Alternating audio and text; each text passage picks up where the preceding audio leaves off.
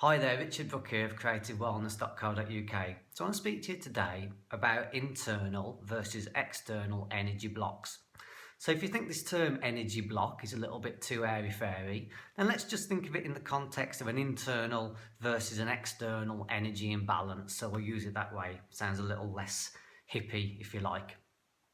So the reason I've come to speak about this today is because of something that actually happened to myself this morning. So quite often over time, through observing my own body, it's given me lots of information about how the body-mind works, which then I can apply to other people. So actually what happened this morning, I was lying down at the end of a yoga class in Shavasana, and all of a sudden I found my breathing, my breath, suddenly deepen and relax as my diaphragm relaxed and my chest opened. So I was obviously holding a tension pattern in the body, which had multiple different effects, one of which was that I was holding my breath, and the second of which that it was constraining my musculoskeletal structure, if you like. And in this moment that my body finally released, having done the practice, I was relaxing, I found my breath deepen, like I said, my diaphragm relaxed, and my chest, if you like, opened. And when that happened, I suddenly noticed a shift in my mental and emotional state. So I'd obviously been seeing the world through the filter of this tension pattern that I'd had going on in the body. So different levels of tension and different stress patterns pretty much always will affect the breath in one way. So we go from being very relaxed, you get this archetypal image of an infant. When it's very relaxed, it breathes in deeply into its body, its belly expands, and you've got this entire expansion, three-dimensional expansion of breath within the body. And then when you breathe out, your abdomen pulls back into your spine. That's at the good end of the spectrum.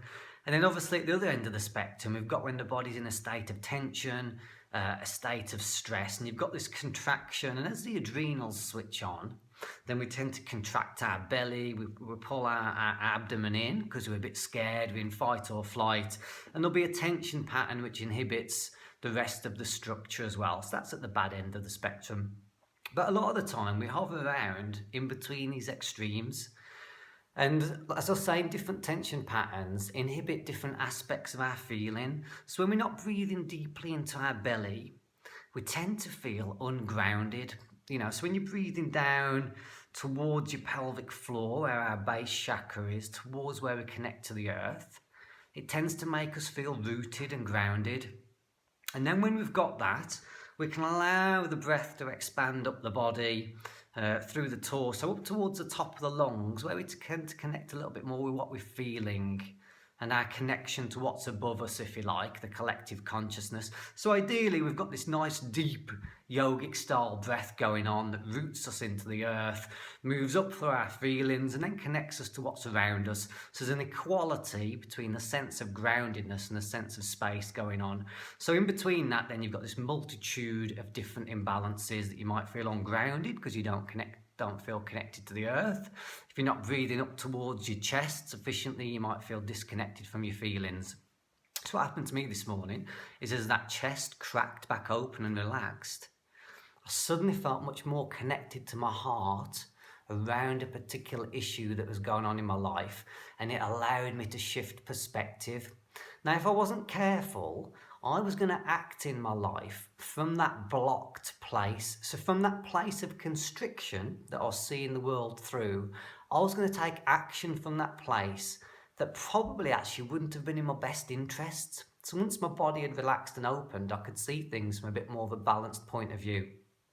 Now, why this is important is a lot of us spend a lot of time managing external energy blocks, if you like. So maybe there's something happening in our life that we don't like. We get out there, we tinker with it, we don't like the job's constricting us, it's making us feel tense, we adjust it. Maybe there's something in our relationship we don't like, we go out and adjust it. Maybe we don't like where we're living, so we change where we live, we alter something with it, and so on. So some of us are expert in doing that external management of energy flow, if you like. We like to keep things flowing around us. But the question is what are you doing to manage your internal energy flow? Because if you're seeing the world through a stressed perspective, then are you going to be acting in your best interest? That's the point. We need to spend as much energy and awareness in our life in managing our own state so we can be sure that we're engaging with the world from this balanced place, and then we can truly see perhaps whether the issue that we think we've got in our relationship is actually due to that external stimulus rather than maybe a tension pattern that we've got going on in our body, a stress pattern that's going on in the body. Maybe our heart energetically stressed from a previous relationship. We're carrying the echo of that in our system. So that's what we see in that relationship through now. Maybe the body's gone into a tension and stress pattern over time, become over adrenalized, so we become fearful because we don't feel like we've got enough resources in our body. So each time we walk into our job, we don't feel able to cope. And then we go out and, we make these adjustments to our work, our job, that again maybe aren't in our best interests because it's from this imbalanced place within, and so on. So the point is you need to pay attention and maintain yourself as well as maintaining things around you. And this actually goes vice versa as well, because believe me, I've met lots of people over time who become perhaps a little bit obsessed, or equally as obsessed as people who are tinkering with things outside as tinkering with things inside, because sometimes the things around you do need that adjustment, and you can't solve that just by rebalancing your own internal energy every time, but it will allow you a better perspective when your internal energy is balanced. So there might be people who might be in a hideous relationship, a very challenging relationship, I should say. Maybe there's someone who doesn't like where they're living and they don't like the job. And it wouldn't be in their best interest to continually think, oh, I've got to just manipulate my own energy. I'll tell you what, I'll get the next best superfoods in my breakfast. It give me more energy. It'll make me feel better. Life is this two-way interaction between this thing. Your nervous system reads both the inputs of what's coming in from outside plus what's going on in your own body. So we need to manage both. We need to walk the middle path between these two polarities. So obviously this all begs the question then of what are maybe these things that we can do to help us with these internal energy blocks. So this is where we're looking at these subtle arts. This is where you're looking at your yoga class to get the tension out of your body. This is where you're looking at your acupuncture session to tonify and relax the organs. This is where you're looking at practicing a little bit of meditation to calm down your nervous system. This is where you're looking at going out for that run in order to burn off that excess energy that's sitting inside. This is when you're looking at going out for that walk to get rid of the electromagnetic stagnancy that's sitting in your system and making you feel irritable because you've been in an office all day. Okay, folks, hope you find that useful today.